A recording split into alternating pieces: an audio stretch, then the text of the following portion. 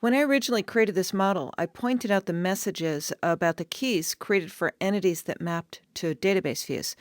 Before wrapping up, I want to spend a little more time with that because I want you to see how to make sure that the keys are properly defined. Recall that every entity must have a key in order for Entity Framework to do change tracking, build relationships, and merge query results. The wizard uses a database table's primary key to define the entity's entity key. For example, the customer table's primary key is customer ID, so the wizard marked the customer ID property in the entity as its key. But when you pull in a database view, since those don't have primary keys, the wizard does its best job to infer a key. The pattern it uses is to compose a key based on all of the non-nullable properties.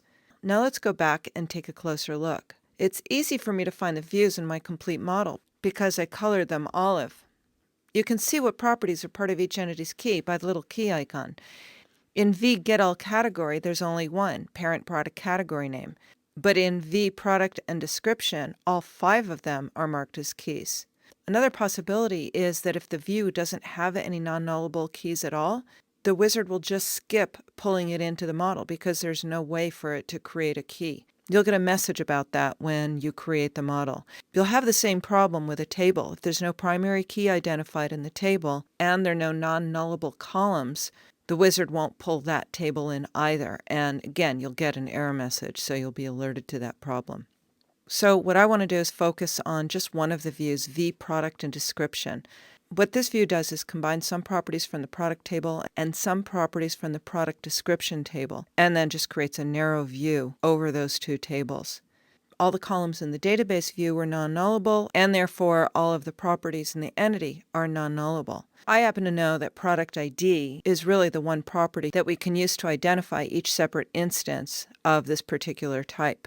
I can either right-click the property and uncheck entity key, or I can go to the properties page for that property and change its entity key value to false. So I'll just do the last 2 here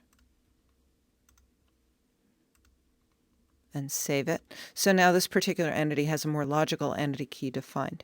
I don't want to ignore what might cause possible confusion with the V Get All category entity, so I'll take a look at that also. The wizard marked parent product category name as the entity key. Now that is a non-nullable field, but what really ought to be an entity key is product category ID.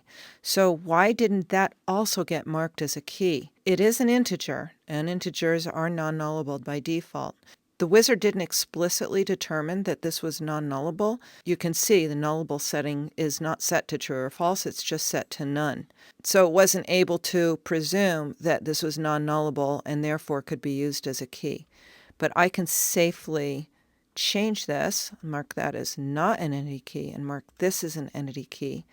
And I'll go ahead and validate the model, and it's valid. So I can manually make that change. That wasn't a problem.